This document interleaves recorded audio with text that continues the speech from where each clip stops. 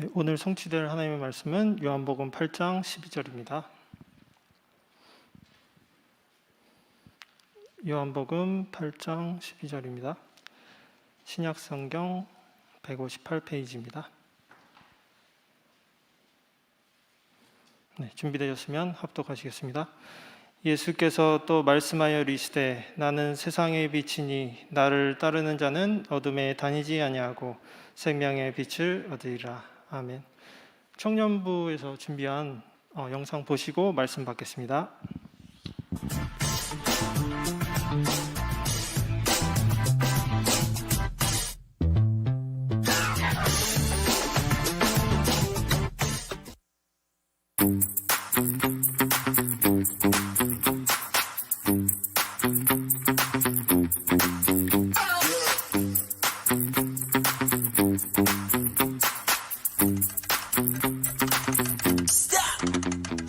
안녕하세요. 동북의 청년부 한누림입니다. 지금 유진로봇 현장에서 인도받고 있습니다. 직장생활을 하면서 점심시간에 근처 교회에 가서 기도하는 방법이 제가 가장 편하게 누릴 수 있는 방법이었고 감사하게도 현재까지 지속하고 있습니다. 걱정이 가슴에 얹혀서 얼른 일을 하고 싶은 상황일 때도 있습니다. 그때에도 눈에 보이는 현실보다 크시며 만물 위에 서신 그리스도가 어떤 분이신지 먼저 묵상합니다. 제 신앙이 잠깐 좋았다 나빴다 하는 것에 시선을 두기보다는 현장에 시선을 두고 기도할 때 신앙이 더욱 반석과 같이 된다는 사실을 깨달았습니다. 그래서 매일 팀원들 한 명씩 이름 불러가며 기도하고 있습니다. 반드시 유진로봇 현장에 나를 통해 복음들을 한 사람이 있으며 하나님께서는 오늘도 일하고 계신다는 확신이 생겼습니다. 네, 안녕하세요. 저는 동북교회 청년부 랩넌트 26살 현동호입니다. 저는 하나님을 모르고 살다가 2년 전쯤에 친구로부터 랩넌트 데이 초대장을 받고 교회를 오게 되었는데요. 교회를 다니면서 하나님을 알게 되었고 나 중심, 세상 중심, 성공 중심으로 살아가도록 속이는 사단 앞에 나와 현장 살릴 영적인 모든 힘이 하나님께 있다는 것을 알기에 혼자 있는 시간에 여러 묵상책들을 읽으면서 하나님과의 관계를 점검하고 있고 매주 다락방 메시지를 들으면서 말씀과 현실의 차이를 두고 기도하고 있습니다. 마지막으로 제 주변에 하나님을 모르고 영적으로 힘들어하는 친구들이 많은데요. 그 친구들이 하나님을 알게 되고 언약의 축복을 체험하여 누리는 인생이 되었으면 좋겠습니다. 안녕하세요. 저는 지금 청년부를 섬기고 있는 구효정 랩런트입니다. 저는 지금 온라인 사업과 함께 렌탈 스튜디오를 운영하고 있습니다. 지금 비대면 시대를 맞이하여 빠르게 전환되어 가고 있는 이 온라인 현장에서 다양한 업무와 또 다양한 사업자들과의 만남을 통해 하나님이 원하시는 플랫폼이 되도록 기도하면서 인도받고 있습니다. 안녕하세요. 저는 미국 오하이오주에서 전문의 선교사의 언약을 붙잡고 언약의 여정을 걷고 있는 동북의 청년부 손미희 랩런트라고 합니다. 저는 삶 속에서 청년의 때에 보좌의 축복을 누리는 시스템을 체질화하기 위하여 날마다 정시예배, 깊은 기도, 그리고 성경 묵상에 도전하고 있습니다. 저의 기도 제목은 죽음 앞에서도 하나님을 향한 감사의 기도를 멈추지 않고 하나님을 향해 집중했던 다니엘처럼 제가 있는 현장 가운데서 성삼위 하나님의 역사를 누리고 영적 서밋으로 서서 전세계 랩런트와 교회를 살리는 것입니다. 안녕하세요. 동북교회 청년부 회장 우요한입니다. 저는 법률사무소 사무원으로 일하고 있습니다. 저는 오후 10시가 되면 하루 일과를 마치고 예수님과의 인격적인 데이트를 시작합니다. 말씀을 읽고 깊은 기도 속에서 예수님과 함께 할 때 하나님만으로 만족할 수 있는 비밀을 체험케 하십니다. 보좌의 축복과 237과 시공간을 초월하는 응답을 함께 누릴 수 있는 청년부 되기를 기도합니다.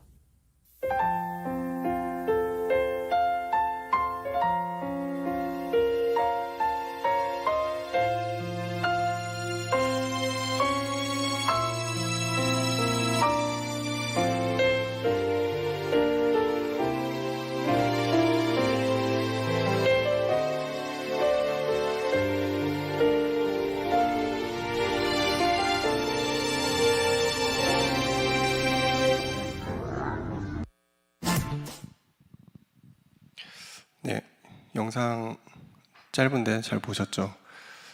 저 영상만으로 청년부를 소개하고 설명하는 건 매우 어렵고요. 여러분이 기도해 주시는 만큼 청년부는 또 성장하고 있는 것 같습니다. 지금 포럼 들어보니까 지금 영적 상태가 아주 핫한 청년들만 나온 것 같아요. 네, 대부분 청년들이 상태 좋습니다. 예, 잘하고 있고요. 복음의 흐름 잘 따라가고 있습니다. 감사한 일입니다. 제가 하는 일이 없는데 청년들이 자활하고 있습니다. 감사한 일이고요. 오늘 청년부 헌신 예배인데 청년들에게 메시지를 좀 주고 싶고 또 우리 함께 기도해 주시는 성도분들께 기도를 좀 부탁드리는 그런 내용으로 설교를 마무리하고 싶습니다. 먼저 청년의 시기는 참 저도 청년을 지났지만 여러 가지 이제 문제와 상황이 극대화되는 시간표인 것 같아요. 이제 막 대학 졸업해서 직장을 들어가고 또 뭐 사업을 시작했는데 쉽지 않잖아요. 여러 가지 일들이 청년들 앞에 닥쳐오고 문제와 상황과 어려움이 매일매일 이렇게 딱 오는데 영적인 힘이 없으면 버텨내기가 쉽지가 않거든요. 그래서 어쩔 때는 또 이 세상과 타협하기도 하고 자신이 좀 영적인 어떤 부분에 좀 약함에 또 깨닫기도 하고 좌충우돌하는 그런 시간표입니다. 그래서 이 계층으로 보면 이제 제일 끝에 있어요. 그래서 모든 계층을 이렇게 좀 이렇게 감싸면서 이렇게 케어하는 그런 역할을 해야 되지만 사실 실상은 자기 몸 하나 챙기기 어렵습니다. 청년 현실이 뭐라 그러냐 요즘에 삼포 시대라고 그러더라고요. 연애, 결혼, 출산 생각하지 마. 포기해. 삼포 시대. 요즘에 또 더해져가지고 6포 시대, 7포 시대 나오잖아요. 야, 인간관계 포기해. 안 돼. 야, 집 안 돼. 취업 안 돼. 뭐 이런 식으로 이제 다 포기하라고 다 사회는 얘기합니다. 근데 우리 청년들 보면은 포기한 청년 별로 없고요. 잘 살고 있습니다. 저도 청년 때 고민했거든요. 이거 내가 결혼할 수 있을까?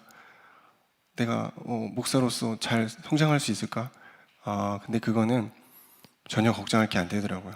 결혼 잘했고, 애 잘 낳고, 집에 잘 살고 있고, 그렇습니다. 우리 청년들도 이 부분에 너무 불신자들처럼 걱정하고 고민하고 염려하지 않았으면 좋겠습니다. 여러분은 그런 걸 포기하는 세대가 아니고 복음으로 세상을 살리고 답을 주는 세대입니다. 그래서 오늘 제목이 답을 가진 자 청년이에요.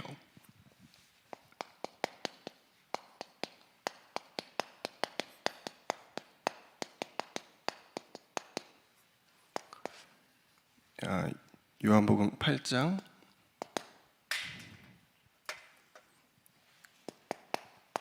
12절입니다. 우리가 문제와 상황과 이 어려움, 환경 이런 것들을 접하다 보면 여기에 대한 하나님의 계획과 답이 있다는 걸 알게 됩니다. 문제, 사건, 환경, 등등등 우리 청년들 앞에 직면해 있는 여러 가지 문제들, 또 상황들, 또 우리 성도님들이 겪고 계신 수많은 일들 이런 것들이죠. 이런 게 그냥 오는 건 아닙니다.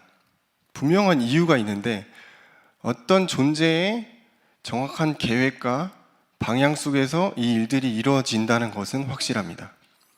세상에 우연은 없더라고요. 모든 일은 하나님의 절대 계획 속에서 이루어집니다.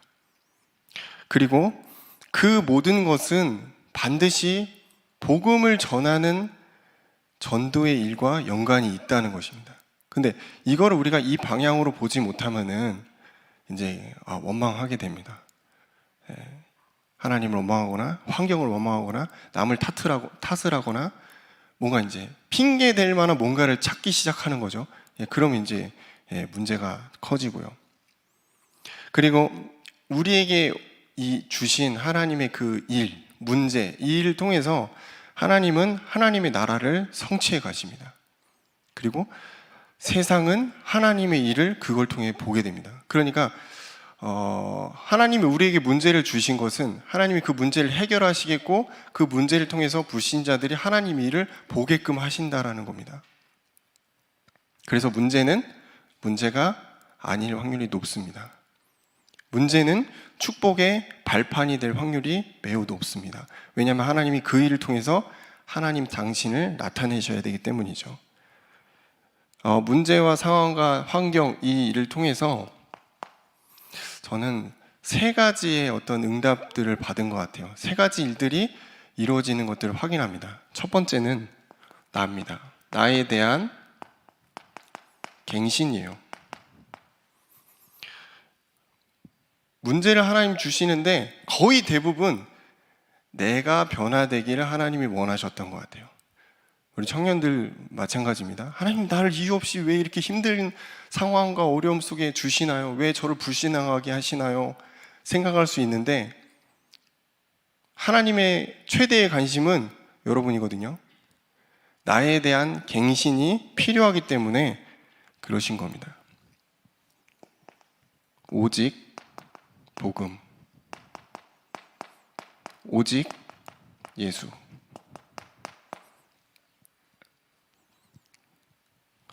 또 오직 하나님의 나라. 사도행전 1장 1절, 3절, 8절이겠죠. 이 부분에 우리가 관심이 없다. 내 삶이 여기랑 전혀 상관이 없다. 그러면 이제 문제가 오는 겁니다. 이거를 다른 말로 하면은 내가 예수를 믿는 다른 동기가 있기 때문에 하나님이 나를 갱신하라고 하시는 거예요. 뭔가 일이 잘 안 되죠. 뭔가 자꾸 막히죠. 난 분명히 주의 일을 한다고 하나님을 위해 살아간다고 하는데 뭔가 잘 안 됩니다. 왜 그럴까? 동기가 있기 때문인 겁니다. 뭔가 내가 생각하는 그 뭔가를 이루기 위해서 신앙생활을 하는 경우들이 많거든요. 그러니까 청년들이 이거 안 되면은 이제 징징대는 겁니다. 이거 안 되면 이제 하나님 왜 원망하는 거죠. 내 생각과 다르다니까요. 내 뜻과 다르니까 당연히 다를 수밖에 없죠. 여러분은 하나님이 아니잖아요. 하나님이 우리의 뜻대로 움직일 거라는 생각은 하면 안 되죠.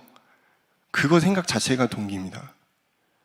그러니까 오직 예수가 순수하게 안 받아들여져요. 오직 복음이 내 안에서 진짜 안 되는 거예요.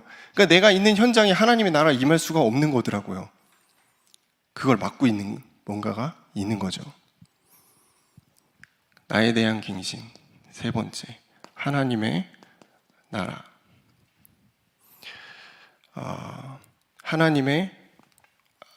하나님과 방향 맞춤.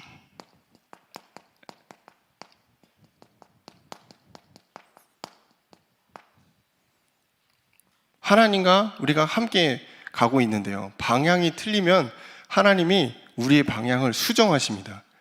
그게 우리에 대한 계획이고 그 과정 속에 우리가 갱신을 해가는 거예요.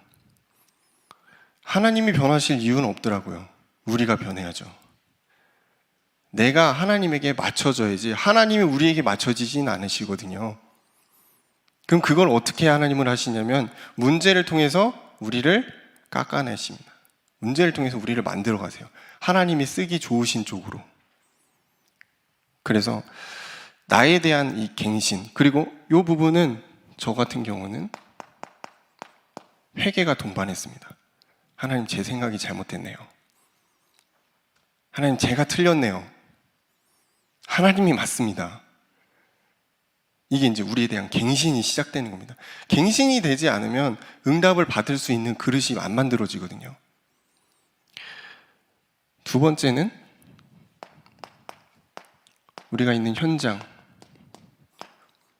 환경, 여기에 대한 갱신입니다.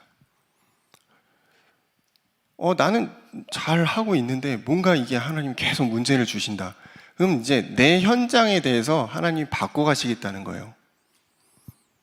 나의 현장에 흑암이 있다면 흑암 꺾는 시간표. 뭔가 딱 갔는데 막 막막하고 답답하고 뭔가 좀 쉽지 않다. 뭔가 내가 복의 자녀로서 뭔가 영향력을 발휘해야 되는데 뭔가 막힌 것 같다. 그 현장에 지금 흑암이 있다는 거거든요. 그럼 우리가 기도해야 되는 시간표인데, 흑암을 꺾는 시간표인데 이걸 모르고 자꾸 다른 데서 답을 찾으면 쉽지 않은 거죠. 우리 현장에 하나님의 나라가 임하는 시간표입니다. 사무엘이 활동할 때 이스라엘 나라에 전쟁이 없었다고 그랬거든요. 하나님의 나라가 임할 때, 여러분의 현장에 하나님의 나라가 임할 때 사단이 여러분을 공격할 수가 없습니다. 환경과 이 현장에 그때부터 이제 갱신이 시작되는 겁니다. 바꿔지기 시작하는 거죠. 그리고 하나님이 일하시는 갱신의 시간표가 오게 됩니다. 자꾸 우리가 우리 현장에서 내가 일하려고 그러거든요. 내가 열심히 하려고, 내가 바꿔보려고 그러고 잘 안 되죠. 왜냐하면 하나님이 일하셔야 되는데 내가 주인 돼서 내가 일하려고 그러거든요. 우리 현장에도 갱신이 필요합니다. 하나님이 일하실 수 있도록 갱신해야 됩니다. 엘리사가 도단성에서 하나님의 일하심을 아람 군대에게 보였단 말이에요. 많은 선지자들에게, 생도들에게 영적인 눈을 열게 해서 보여줬잖아요. 이게 지금 우리가 해야 될 일이고, 우리 현장에서 도단성의 운동을 하면서 하나님이 일하실 수 있도록, 나를 통해 하나님이 일하실 수 있도록 현장의 갱신이 필요한 것 같습니다. 그리고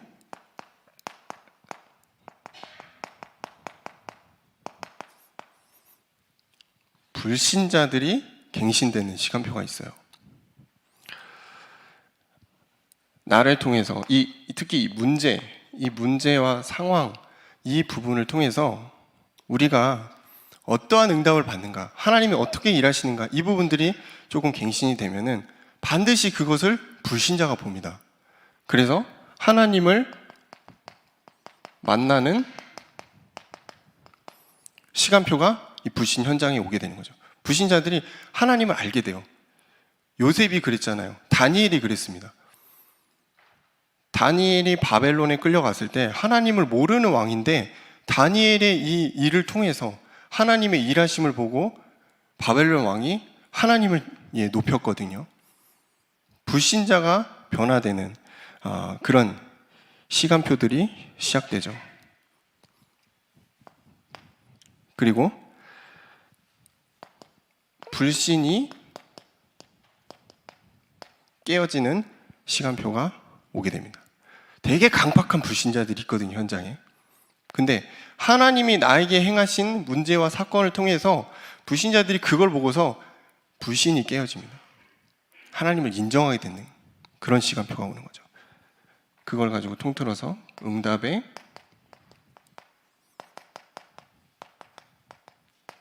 시간표라고 말할 수 있겠습니다.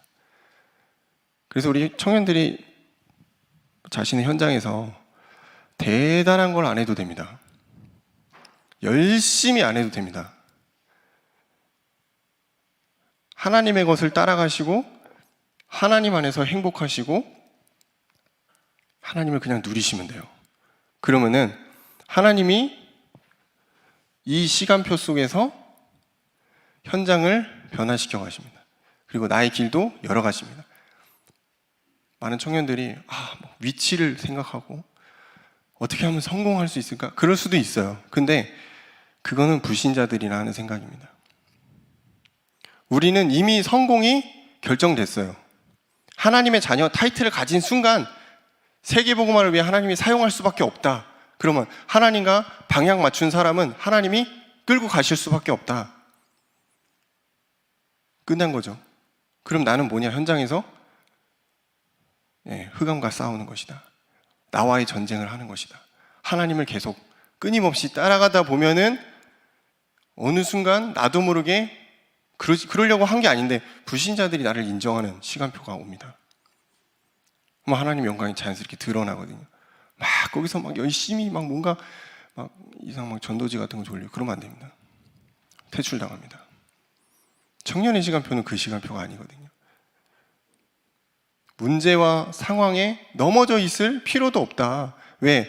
우리 청년들은 이미 답을 가졌기 때문에.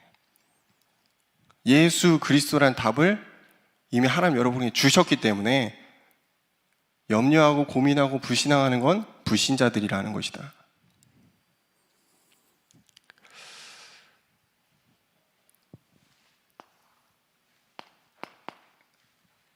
반면에 세상은 답이 없습니다.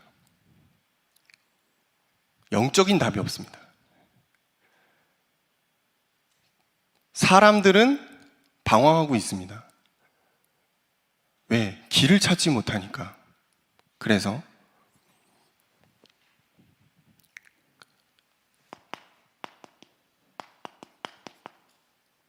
모든 사람들은 답이 없는 현장에 있습니다. 모든 사람들은 문제 가운데 살아갑니다. 물론 우리도 문제 가운데 살아갑니다. 근데 해결할 수 있는 문제냐, 해결할 수 없는 문제냐, 하나님이 우리를 성장시키려고 의도적으로 주시는 문제냐, 재앙과 저주 속에 오는 문제냐, 이거는 차이가 있는 거겠죠. 근데 세상이 가지고 있는 문제는 답이 없는 문제입니다. 불신자들 머리로는 답을 가질 수가 없는 문제입니다. 왜냐하면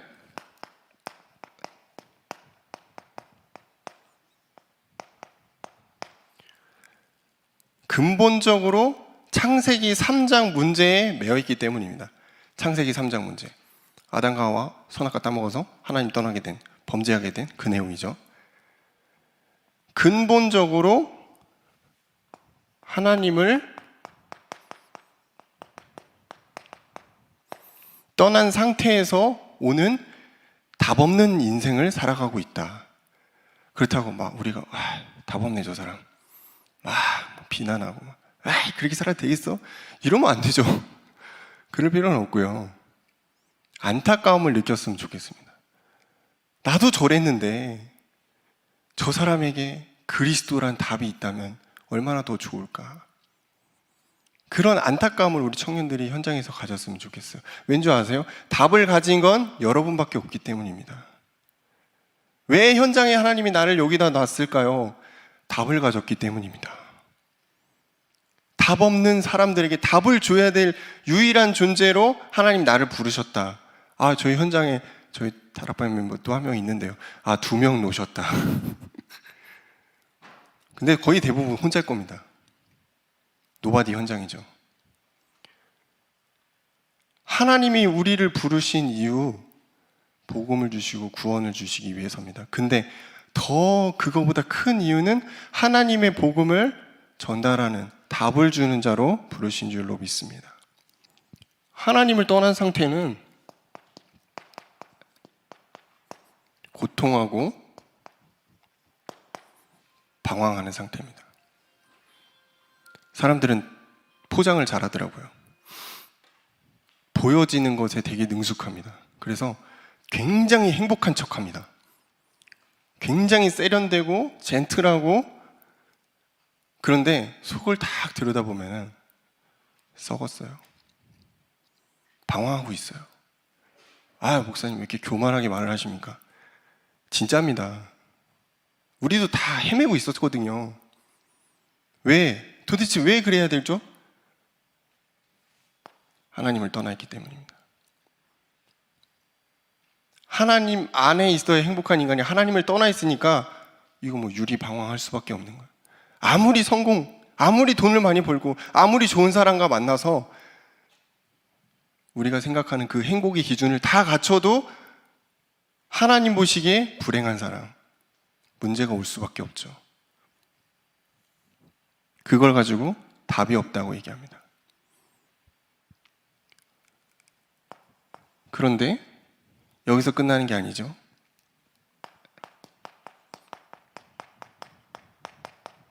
성경에는 너희 아비 마귀라고 되어 있죠. 하나님을 떠난 인간에게 어떤 존재가 슥 하고 들어왔는데 그 이름이 사탄이요 마귀요 졸개가 귀신이다. 지금 사람들을 막 괴롭히고 있는 그 존재입니다. 요한복음 8장 44절. 막 형상이 막 악마 같고, 진짜 막 악인의 행위를 하고, 그런 것만 사탄의 자녀가 아니고요. 하나님 믿지 않는 모든 착한 사람들까지도 싹 다 성경에서는 마귀의 자녀라고 말하고 있습니다.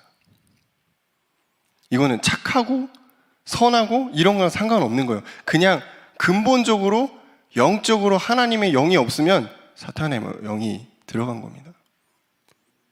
그러니까 재앙과 저주가 끊어질 수가 없는 겁니다.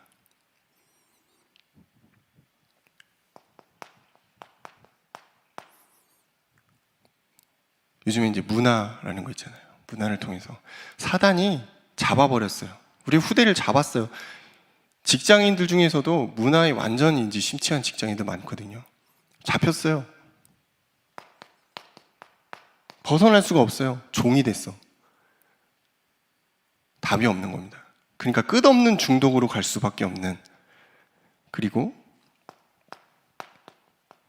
끝없이 죄를 짓고 저주 가운데 결국은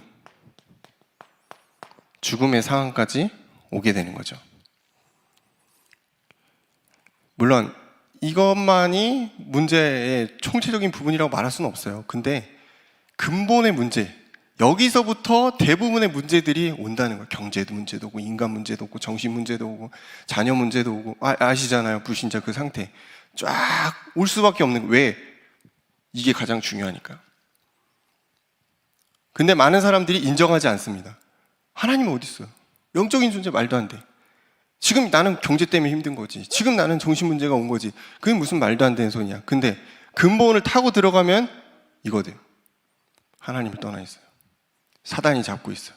죄와 저주로 반항할 수가 없는 존재가 돼버린 겁니다. 그러니까 답이 없지.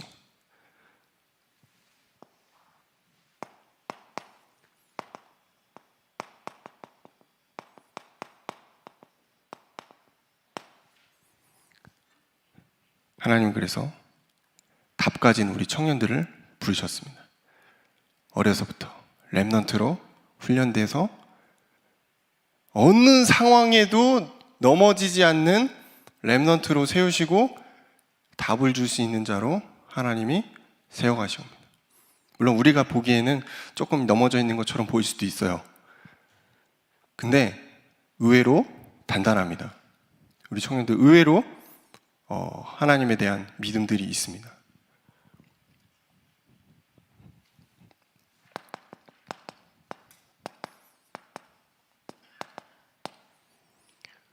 인간의 답을 줄 수 있는 단 한 가지 방법은 복음입니다.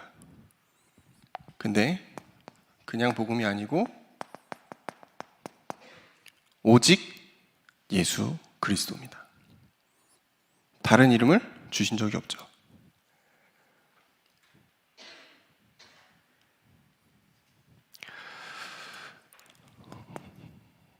창세기 3장 15절 여인의 후손.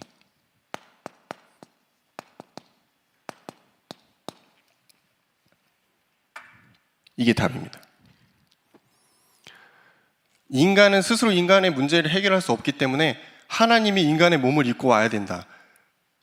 죄가 없는 예수님이 이 땅에 오는 것을 예언했죠. 창세기 3장 15절. 그래서 여인의 후손만이 답입니다. 그리고 이분은 우리에게 길과 진리가 되시죠. 요한복음 14장 6절. 길과 진리와 생명이 되십니다. 이게 답입니다. 문제에는 답이 반드시 있어요. 하나님이 인간에게 문제를 주셨어요. 하나님을 떠나게 되는 그 문제죠. 여기에 대한 확실한 답은 다른 게 없습니다. 오직 예수. 그래서 예수님 직접 와서 하신 거예요. 내가 길이다. 야, 다른 길은 없어. 오직 내가 생명이다. 나로 말미암지 않고는 아버지께로 올 자가 없느니라. 우리 청년들 헤매지 마십시오. 다른 길은 없어요. 오직 예수입니다.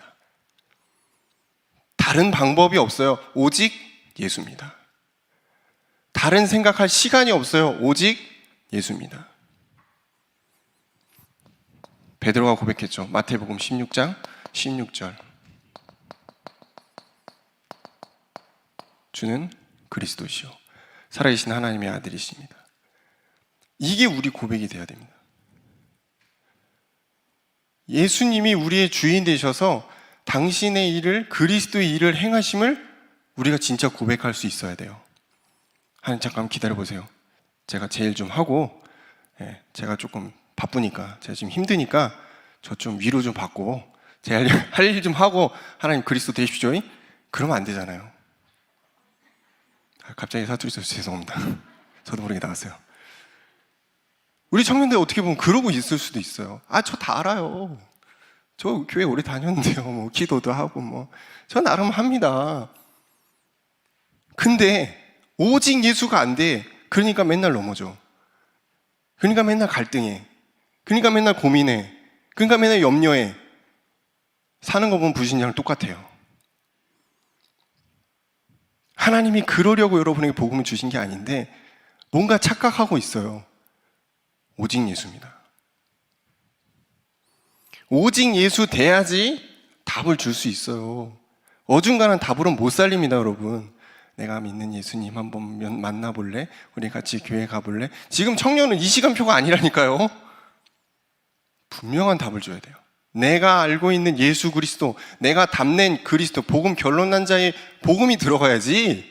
어디서 주소 들어가지고 조금 응답받은 거 가지고 그거는 한계가 있습니다. 청년 정도 되면 이미 흑암이 어마어마하게 와 있다니까요. 영적 문제 심각하게 와 있다니까요. 어중간한 답으로는 줄 수 없어요. 오직 예수 그리스도. 그래서 사도행전 2장 42절.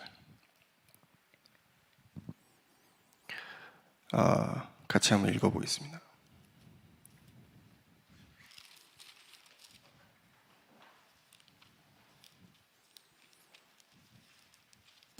사도행전 4장 12절입니다.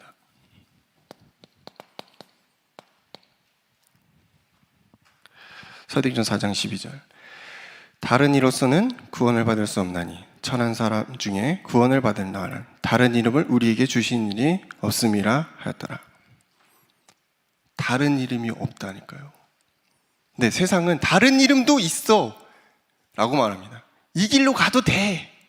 야, 저것도 좋으니까 저것도 좀 취해봐 라고 말합니다. 절대 아닙니다. 그 길로 가면 필패입니다. 반드시 망합니다. 그리고 나서 아이고 하나님 이렇게 돌아오면 안 되잖아요. 여러분은 불신자랑 다르다니까요. 답을 주는 자, 문제의 상황에 빠져서 헤매는 자가 아니고 답을 줄 수 있는 자.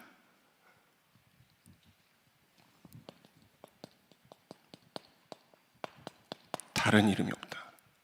여기에 대해 결론 나셔야 됩니다. 이 답을 주는 자는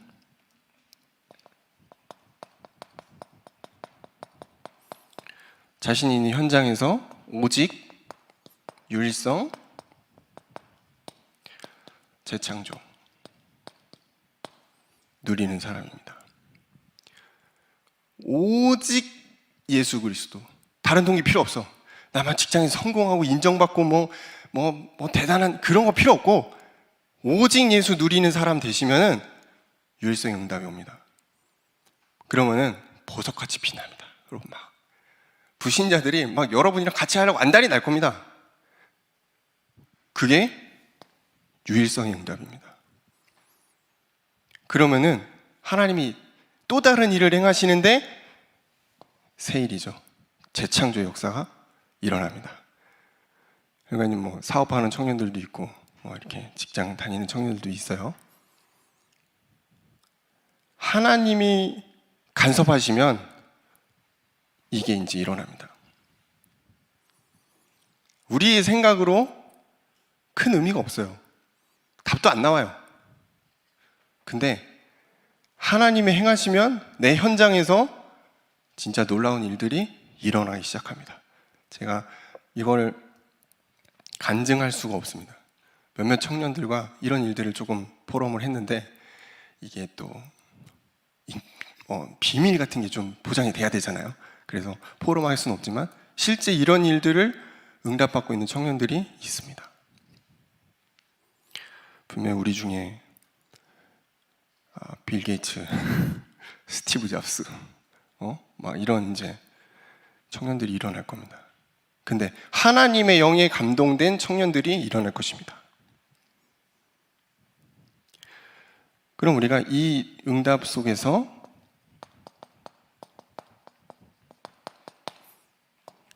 정체성의 응답이 따라오게 됩니다.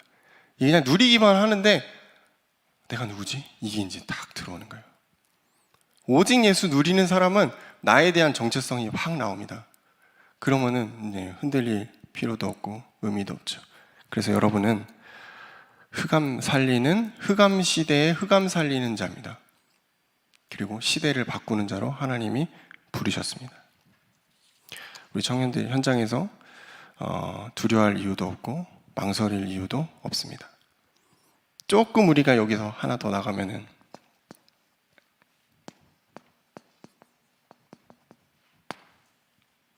답 가진 이 청년이 하나님의 관심에 대해서 기도해야 돼요. 내 현장에서 하나님 나라를 행하시는데 뭘 하길 원하시는가? 이게 중요하잖아요. 그냥 나 혼자 막 누리고 막 기쁘고 막 이것도 뭐 좋지만 하나님의 관심은 무엇인가 생각해야 되는 거예요. 비교하기 위해서 제가 써봤습니다. 나의 관심. 솔직히 까놓고 말하면 우리의 관심은 의식주일 확률이 높습니다. 세상 사람들이 원하는 그거요. 그러면은 응답받는다고 착각합니다. 물론 뭐 못 받는 것도 응답은 아니지만, 근데 그게 은연중에 우리에게 굉장한 관심으로 들어와 있는 것 같아요. 그러다 보면은 신앙생활에 동기가 들어갑니다. 그랬으면 좋겠다 라는 부분들이 우리에게 막 들어가기 시작하죠. 근데 하나님의 관심은 달라요. 아시죠? 모범 답안. 하나님의 관심은 전도와 선교입니다. 그죠? 근데 그 전에 전도와 선교를 누굴 통해서 하시죠? 납니다. 하나님이 여러분에게 구원을 주셨죠. 왜? 관심이 있으니까. 하나님의 관심은 첫 번째 여러분에게 있습니다. 여러분을 통해서 구원을 행하시겠다는 거예요. 여러분을 통해서 현장을 살리시겠다는 거예요. 그거 아니면 그냥 하나님이 영적인 모습으로 딱 나타나가지고 야, 내가 하나님이다. 내가 예수 보냈다. 나 믿어라. 그럼 끝나잖아요. 그렇죠? 전 세계에 막 방송하고 막 하나님 저 위에 떠가지고 막 그러면 되는 거 아닙니까? 근데 그런 비상식적인 부분으로 하나님 일하지 않으시고 이제는 상식적인 일반적인 방법으로 일하시는데 그게 누굴 통해서? 하나님의 자녀인 우리를 통해서. 그래서 내가 중요한 거예요. 어떻게 보면 하나님을 믿는 나의 믿음은 거의 전부인 것 같아요. 내가 흔들리면 세상이 흔들리는 것 같아요. 그죠? 내가 불신앙하면 세상이 불신앙하는 것 같은 느낌이 든다니까요. 전도와 선교 그게 뭐 나랑 뭔 상관이야. 지금 내가 죽게 생겼는데 힘들어 죽겠는데 하나님이 나랑 뭔 상관이야. 이래 버리는 거거든요. 그래서 나를 지키지 못하면 이게 그 다음 단계는 없어요. 그래서 하나님의 관심은 나에게 있다. 근데 잘 먹고 잘 사는 내가 아니고 하나님께 방향 맞추는 나에게 하나님은 관심이 있다는 거예요.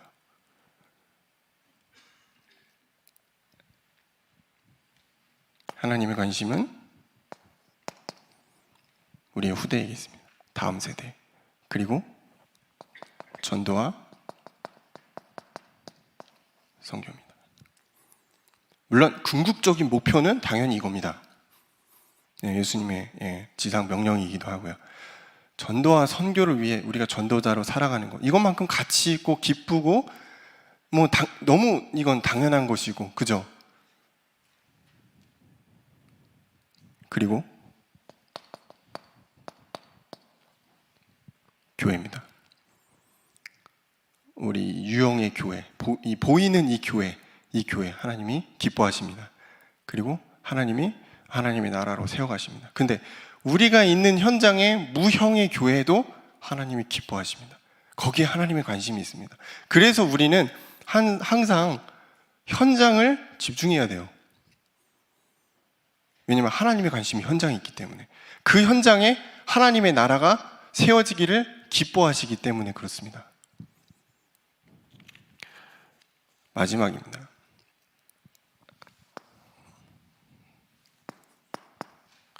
우리 청년보건신 예배니까 청년들에게 하나님이 기뻐하시는 청년,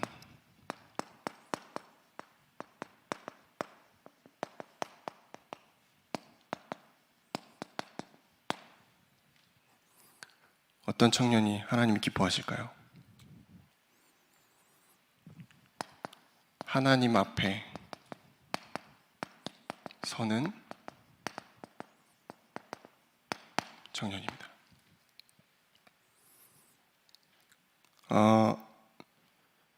아무 일 없거나 일이 잘 풀리거나 그러면은 우리가 하나님 앞에 서기가 쉽습니다. 근데 내 뜻대로 잘 안 돼요. 뭔가 자꾸 막힙니다. 문제와 상황이 나를 계속 괴롭힙니다. 그럴 때 하나님 앞에 서기는 쉽지가 않습니다. 그거를 자꾸 피하거든요. 어떠한 상황이든 우리는 하나님 앞에 서야 되거든요. 왜냐? 답은 하나님께 있으니까. 청년들이 현실을 피하지 마십시오. 상황에 자꾸 회피하려고 그러고 다른 것에 집중할 이유가 없습니다. 문제와 상황이 왔을 때 우리는 하나님 앞으로 가는 것입니다. 고람되어죠. 이게 청년이 가져야 될 가장 첫 번째입니다. 모든 우리 성도들도 마찬가지입니다. 그걸 하나님이 가장 기뻐하시는 것 같아요. 저는 막 현장에서 대역사가 일어나고 부자가 되고 뭔가 사람들이 영향력을 미치고 그것도 나쁘진 않죠. 근데 말했잖아요. 하나님의 관심은 나에게 있다니. 내가 하나님 앞에 서는 걸 하나님 더 기뻐하시는 것 같아요. 전도 100명 하는 것보다 내가 하나님을 순종하는 마음으로 서는 거를 하나님 더 기뻐하시더라. 그래서 하나님 앞에 서는 청년이 되시기를 축원합니다. 두 번째는 바알 앞에 무릎 꿇지 않는,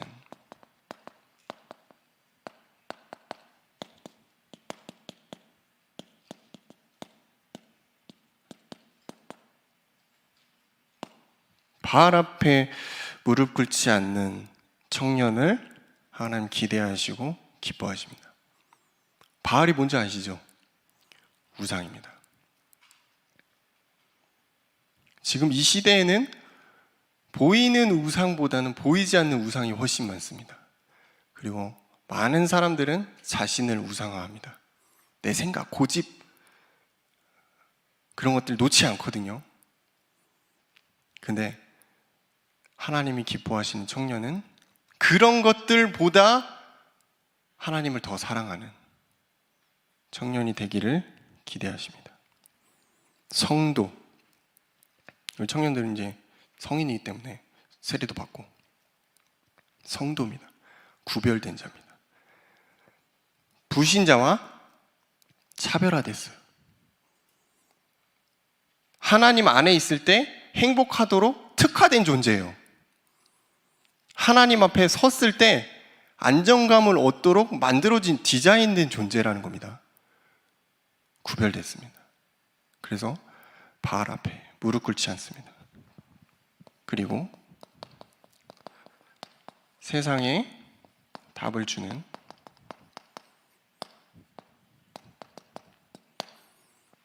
하나님 기뻐하시죠. 왜? 답을 줬는데 갖고만 있어. 아니 그렇잖아요. 좋은 거 얻었으면 자랑도 좀 하고 이렇게 좀 베풀기도 하고 사람이 그래야지 계속 자기만 꽁꽁 아따 이건 좋은 거니까 나만 갖고 있을란다. 그러면 안 되잖아요. 얼마나 욕심쟁이에요. 여러분 복음 좋잖아요. 하나님 안에서 우리가 얼마나 행복합니까? 근데 나만 갖고 있어. 나만 해결돼야지. 그건 아닙니다. 세상에 답을 주는 청년들이 되시기 바랍니다. 물론 여기에는 하나님의 사랑이 있어야 돼요. 영혼을 향한 안타까움이 있어야 돼요. 근데 반드시 알아야 될 걸. 답을 줄 수 있는 존재는 여러분밖에 없습니다. 여러분이 현장에서 잘 찾아보세요. 다른 사람이 있으면 좀 양보도 하셔야 되는데 딱 여러분밖에 없어요. 그래서 그 현장에 여러분이 있는 겁니다.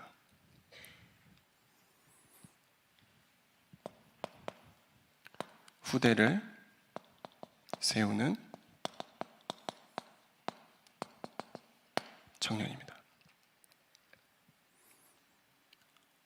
우리 신앙생활 잘 했어요.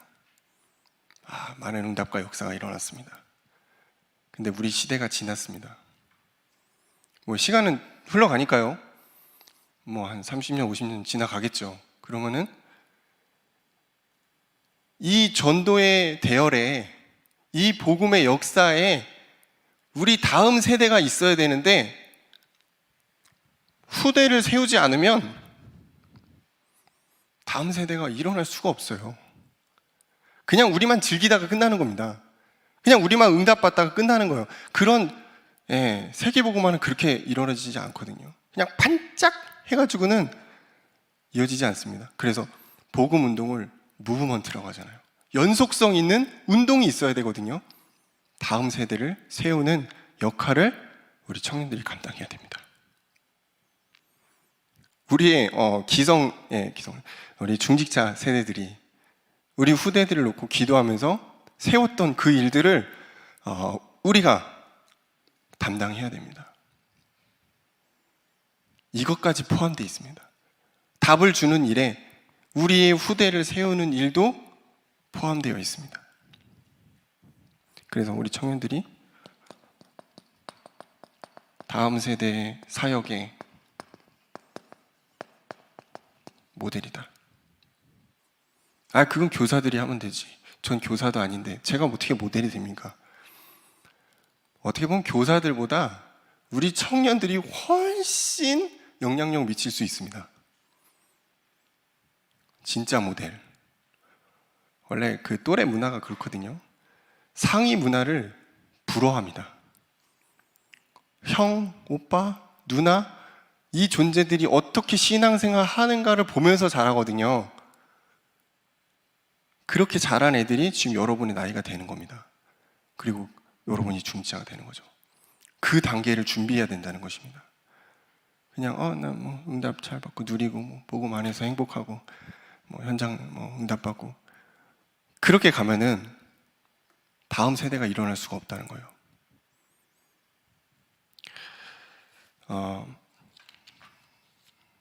우리 청년들이